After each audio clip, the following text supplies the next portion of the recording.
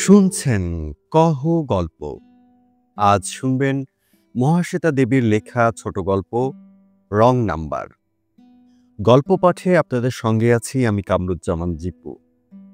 শুরু করছি কহ গল্পের নিবেদন রং নাম্বার।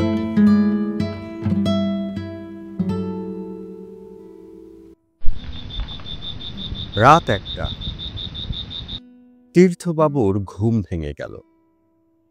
টেলিফোন বাজছে। মাঝরাতে টেলিফোন বাজলে কেন এত ভয় করে? হ্যালো, এই শুনুন, হাসপাতাল থেকে বলছি, আপনাদের পেশেন্ট এইমাত্র মারা গেলেন। Hello hello. আমাদের পেশেন্ট? হাসপাতালে আমাদের কোনো পেশেন্ট নেই। আপনার নম্বর? ও, রং নম্বর। ছেড়ে দিন। রং নম্বরে ফোন করেন কেন?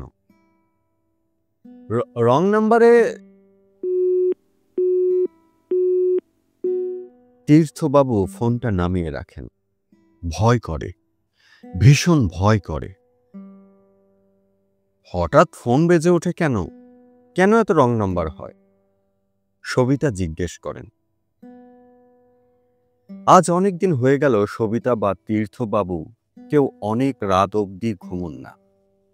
ঠিক 12টায় তীর্থবাবু একটা ঘুমের বড়ি খেয়ে নেন। খেয়ে চোখ বুঝে শুয়ে মনটা চিন্তা শূন্য করে ফেলতে চেষ্টা করেন। পারেন না, কিছুতে পারেন না তীর্থবাবু। তার চেতনা আর অবচেতনা, প্রথম স্তরের চেতনা আর অতল স্তরের চেতনা, প্রত্যেকটির মাঝ দিয়ে খাড়া খাড়া দেওয়াল উঠে যায়। দেয়ালগুলোর গায়ে পোস্টার আটা থাকে, দীপঙ্করের ছবি। শৈশবের দীপঙ্কর, মাথা নেড়া, নেলা ভোলা চেহারা।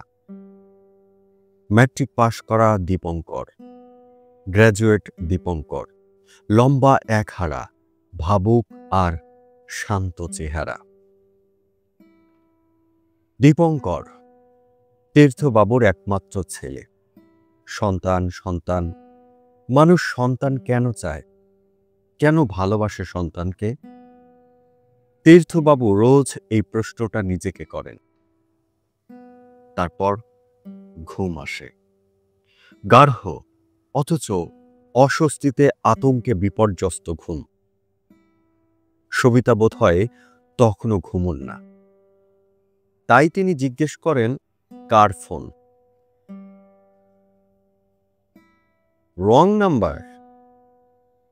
কোত্থেকে? হাসপাতাল থেকে। হাসপাতাল থেকে?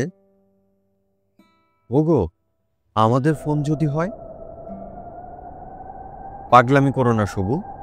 দীপু নীরেনের কাছে আছে, তুমি তো জানো। ওখান থেকে নীরেন ওকে দিল্লিতে ভর্তি করে দিতে চেষ্টা করছে। সব জেনেও পাগলামি করো কেন? নীরেনের কাছে যদি থাকবে তবে দীপু চিঠি লেখে না কেন? নীরেন কেন চিঠি লেখে না আমায়? তোমরা কি ভেবেছ আমি কান্নাকাটি করব, ছুটে যাব নীরেনের কাছে? সবু, অস্থির হয়েও না। আমার যে মনে হয় দীপু নীরেনের কাছে নেই। নীরেন ইচ্ছে করে আমায় কিছু বলছে না। চুপ করো সবু, কেঁদো না, সব ঠিক আছে। তুমি তো জানো দীপুর পালিয়ে থাকবার কোনো কারণ নেই। তবে ও আসে না কেন? সবু, অসুখে অসুখে তুমি অবুঝ হয়ে গেছো। দিনকাল খারাপ, এই অঞ্চলটাও ভালো নয়, তাই ও আসে না। সবিতা এই সময় কাঁদতে শুরু করেন, আস্তে আস্তে, গুমড়ে গুমড়ে। কাঁদতে কাঁদতে এক সময়ে সবিতা ঘুমিয়ে পড়েন। তীর্থবাবুর ঘুম আসতে দেরি হয়। কি হয়ে গেল দেশের অবস্থা?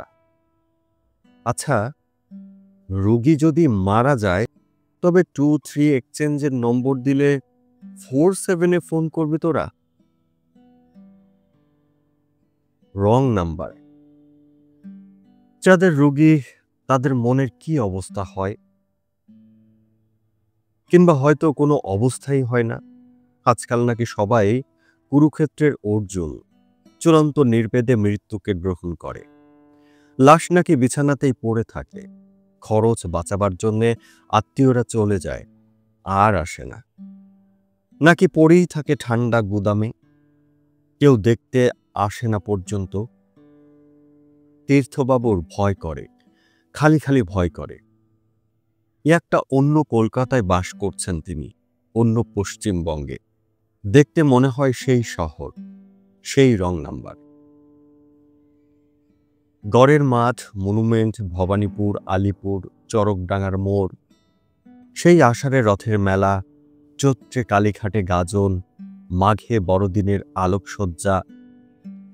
সে শহর নয়, একটা ভুল শহর, রং সিটি। ভুল ট্রেনে চড়ে ভুল শহরে এসেছেন তীর্থবাবু। নইলে সবিতাকে বলা সবগুলো স্টকের কথা ভুলে গিয়ে তীর্থবাবু ভাবেন, নইলে দীপঙ্কর চিঠি লেখে না কেন?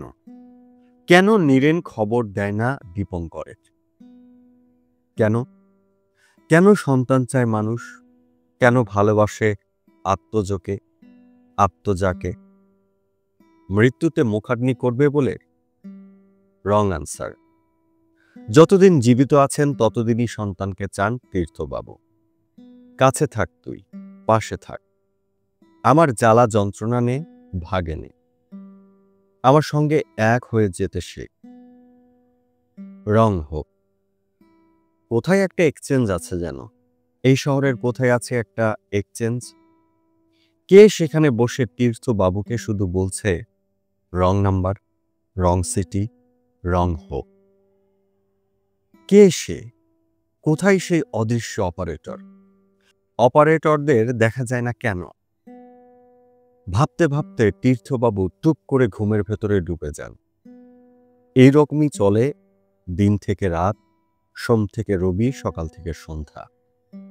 রাতগুলোকে ভয় করে তীর্থবাবুর, কেননা ঘুমের মধ্যে শুধু সারি সারি দেওয়াল দেখতে পান তিনি। দেওয়ালে দীপঙ্করের মুখ আঁকা থাকে।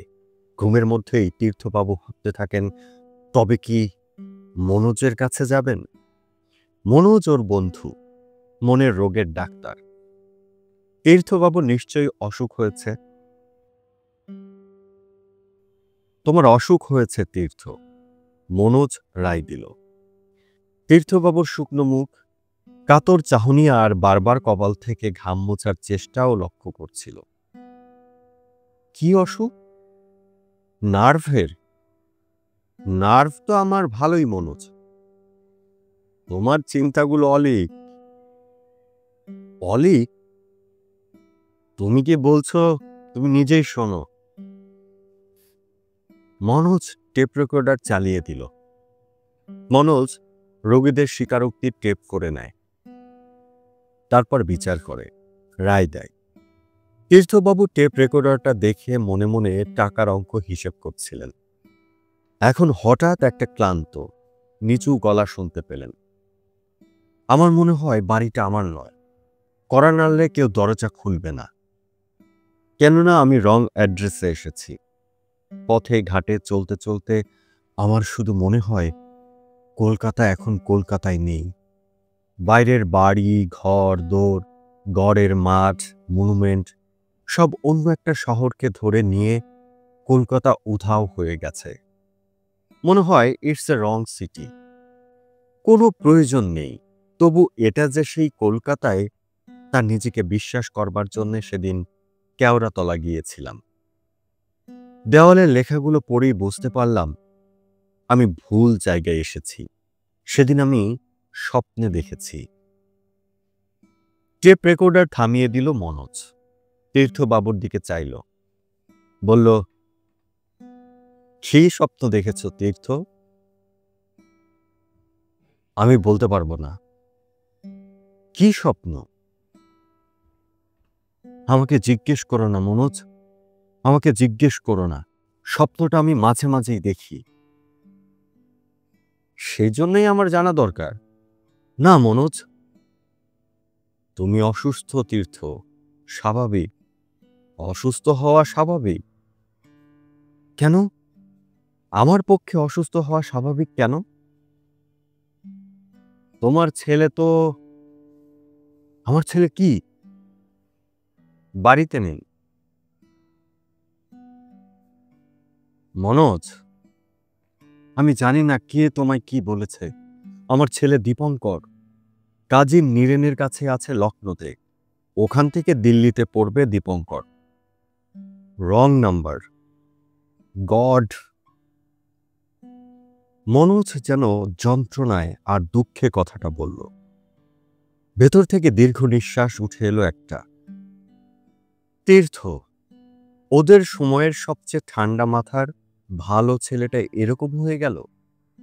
গড। মনোজ খসখস করে ওষুধের নাম লিখল, কাগজ ছিঁড়ে ফেলল, তারপর একটা ওষুধের শিশি দিল তীর্থবাবুকে। বলল, রাতে এটা খেয়েও তীর্থ, ঘুম হবে। দাও। তীর্থবাবু ওষুধের শিশিটা নিলেন, বেরিয়ে এলেন। মনোজ দরজা পর্যন্ত এগিয়ে এলো, তারপর বলল, বোস তোমার কাছে আর যায়নি তো? না, কেন? আমি ওকে বারণ করেছি। ও এলে আমি ঢুকতে দেব ভেবেছ বাড়িতে? সবিতাকে সব আজে বাজে কথা বলে চলে যায় শুধু। তীর্থবাবু বেরিয়ে এলেন। এখন সন্ধ্যা হয়েছে নাকি সকাল? রাস্তায় কাতারে কাতারে লোক, নাকি জনশূন্য পথ? নির্জন পথ, মেঘাবৃতা রজনী, ঝড় ঝঞ্ঝা জয়সিংহ ছুরিতে শান দিচ্ছে। রবীন্দ্রনাথের বইয়ের ওই বর্ণনাটা তীর্থবাবুর খুব ভালো লাগত। দীপঙ্করের পাঠ্য ছিল রাজস্বী। তীর্থবাবু বুঝতে পারলেন তার চোখ দিয়ে জল পড়ছে টপ টপ করে। সন্তানরা এখন ঘাতক ওরা পিতামাতাদের নিয়ত হত্যা করে থাকে।